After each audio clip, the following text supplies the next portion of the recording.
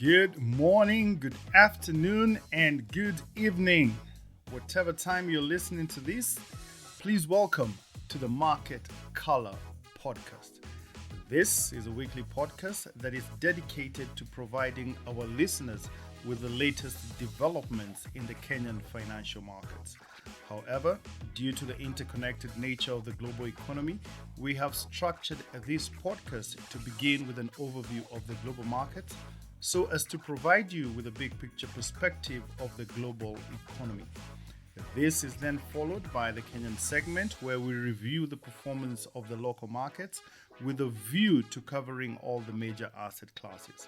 And finally, we wrap up the podcast by addressing the topical issue for that week so as to bring you up to speed with the latest financial headlines. This podcast is targeted at the individual with an interest in financial markets, but who probably doesn't have the time for research and analysis. That is why I created the Market Color Podcast to collate and analyze the data on your behalf and to present it in a brief and concise manner that is easy for you to consume. This podcast may also be useful to fund managers and investors, professionals in the financial services sector, business owners and leaders, as well as Kenyans in the diaspora who are looking for investment opportunities back at home.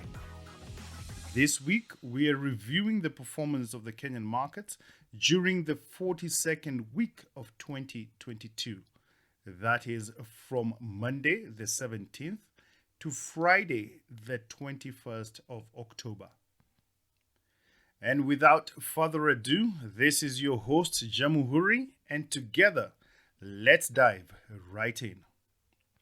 We kick it off in the UK, where according to estimates published by the Office for National Statistics, the United Kingdom's inflation rate, as measured by the Consumer Price Index, rose 10.1% in the month of September and matches the 40-year high for British inflation that was recorded in July this year. The country's cost of living crisis continues to devastate families and businesses ahead of what is expected to be a tough winter season, given the rising cost of fuel for heating homes. The UK Prime Minister Liz Truss resigned on Thursday following a failed tax-cutting budget that rocked financial markets and led to a revolt within her own Conservative Party. Truss was in office for just 44 days, making her the shortest-serving Prime Minister in British history. Truss was brought down by an economic program that sent shockwaves through the markets and shattered the country's reputation for financial stability. In the US, the budget deficit for the fiscal year 2022 has declined by more than 50% to $1.37 trillion compared to 2021 when the deficit was $2.77 trillion. In the past 2 years, the deficit had risen sharply as the US Congress shelled out massive stimulus packages to combat the COVID-19 pandemic. Staying in the US, according to credit card company American Express, US consumers have demonstrated a willingness to continue paying higher prices in the face of a sluggish economy. On Friday, American Express reported stronger than expected earnings and revenues for the third quarter of 2022 and said that overall customer spending increased by 21% year over year, driven by growth in goods and services, as well as travel and entertainment.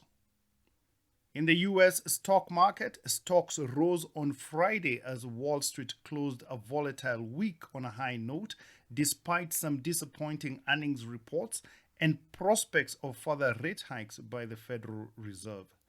The Dow Jones Industrial Average gained 749 points to close at 31,082, while the S&P 500 rose 2.37% to 3,752, and the Nasdaq Composite added 2.31% to 10,859.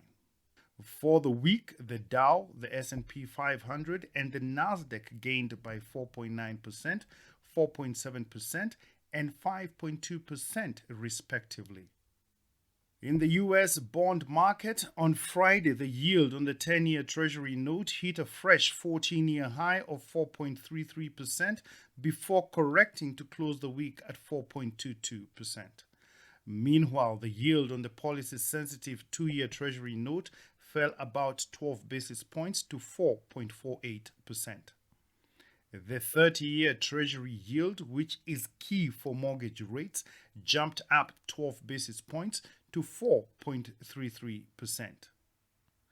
The Wall Street Journal on Friday reported that some Fed officials were growing uneasy with the current pace of rate hikes and were starting to worry about the risks of over-tightening.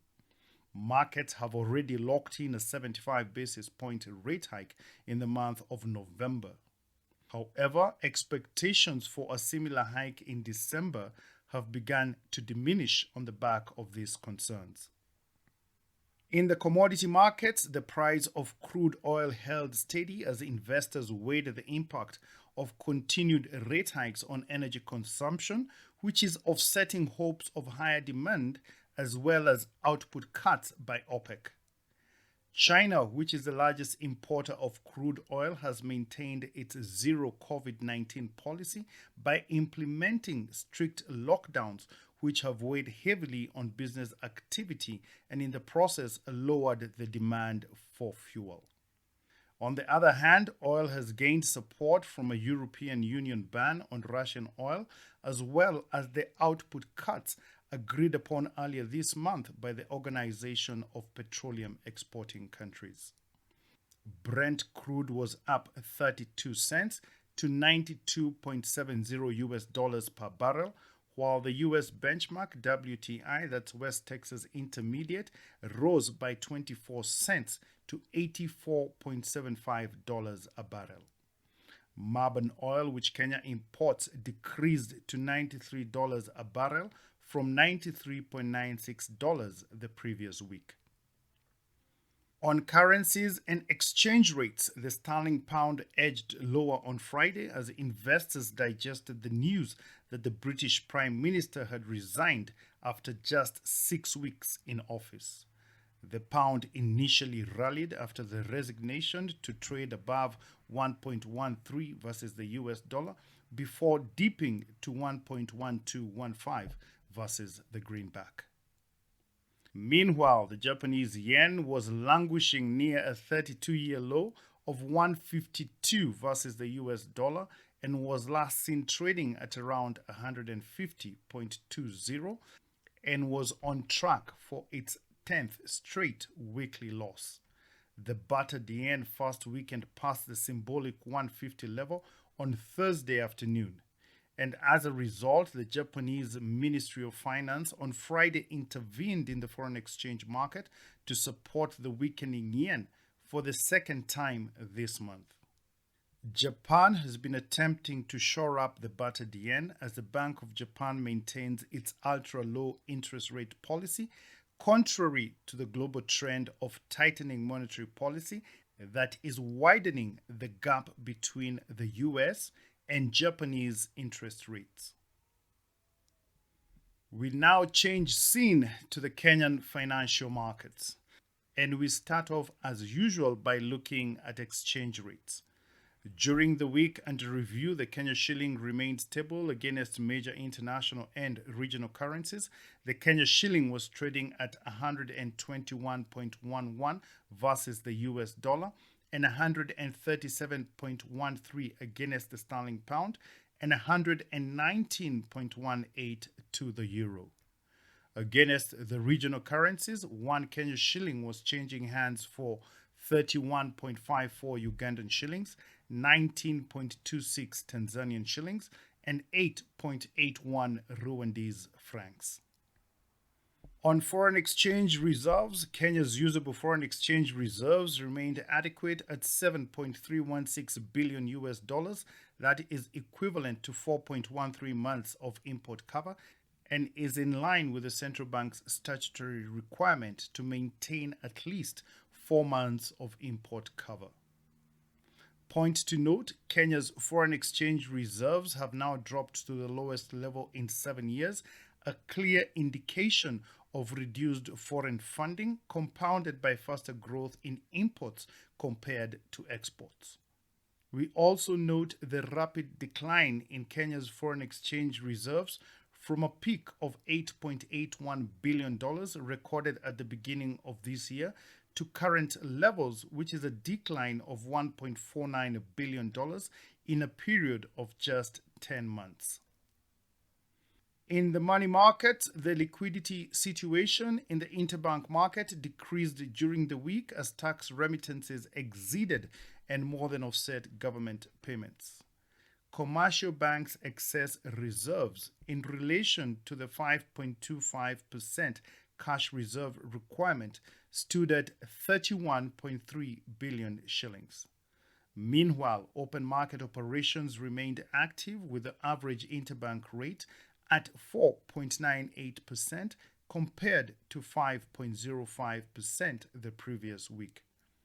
During the week, the average value traded increased to 26.8 billion shillings from 16.1 billion shillings the previous week. In the government securities market, the weekly Treasury bill auction was held on Wednesday, the 19th of October, and the central bank received bids totaling 28.3 billion shillings against an advertised amount of 24 billion shillings, representing a performance of 118%. However, out of the 28.3 billion shillings received, the central bank accepted only 22.48 billion shillings. Interest rates increased marginally but remained stable, with the 91-day rate ticking up by 4 basis points to 9.10%, while the 182-day and 364-day rates remained unchanged at 9.66% and 9.92% respectively.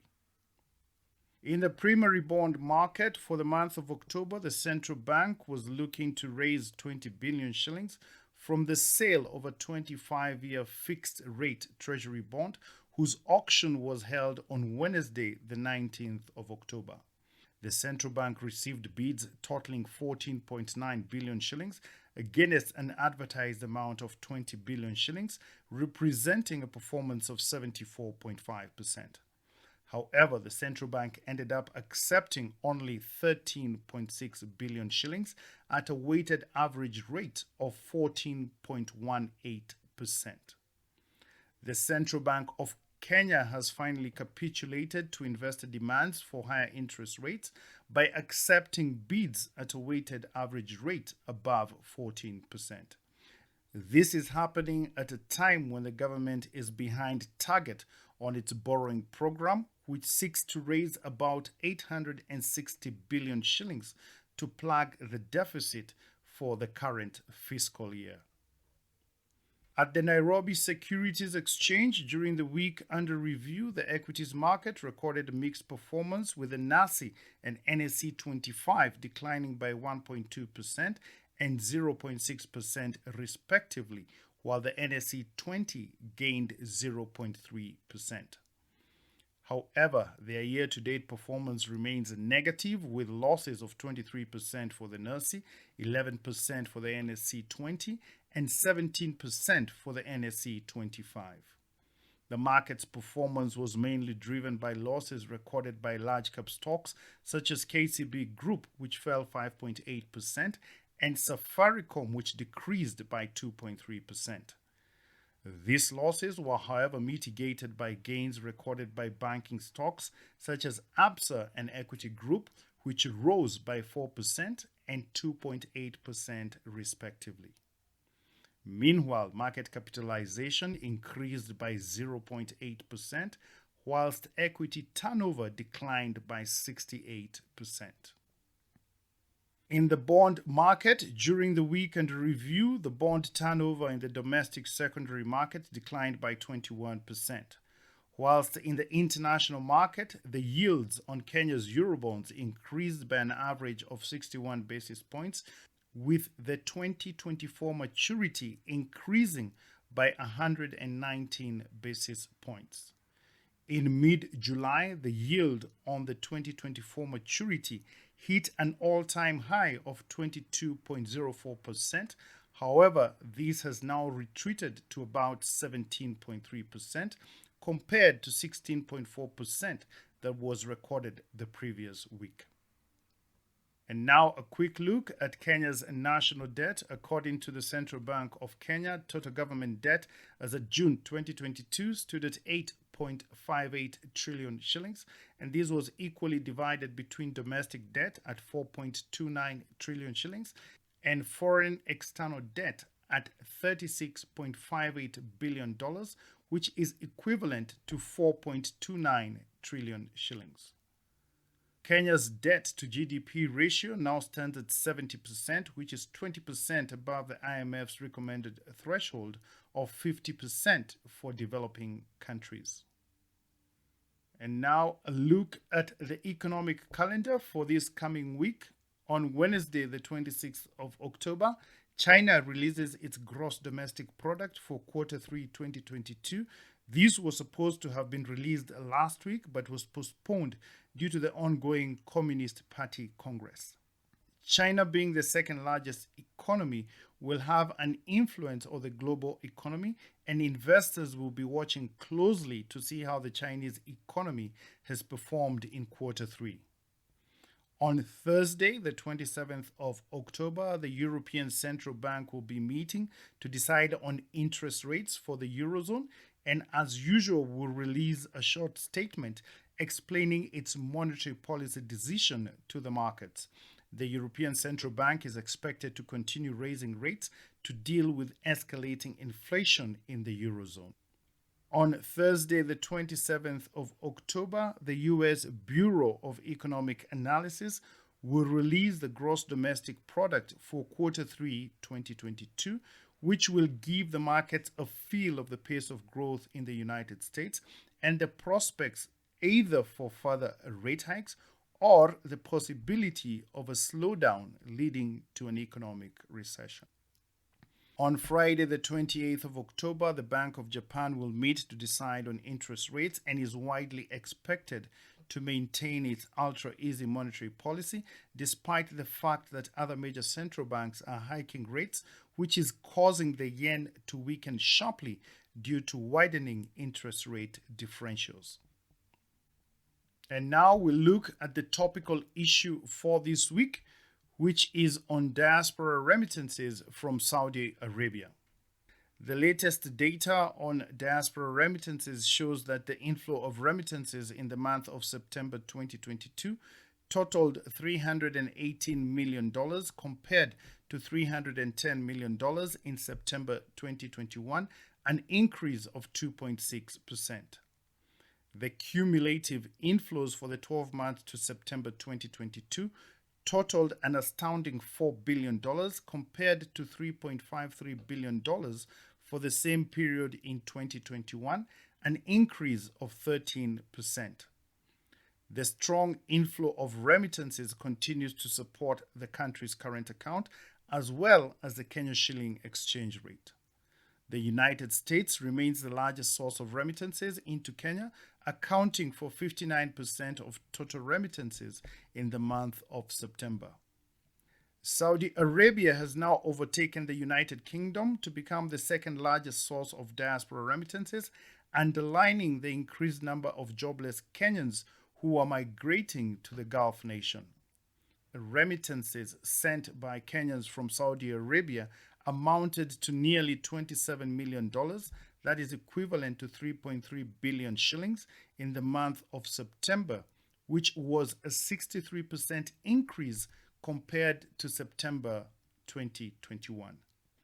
Diaspora remittances from Saudi Arabia have been growing in the aftermath of the COVID-19 pandemic that has left thousands of Kenyans jobless as local companies laid off their employees.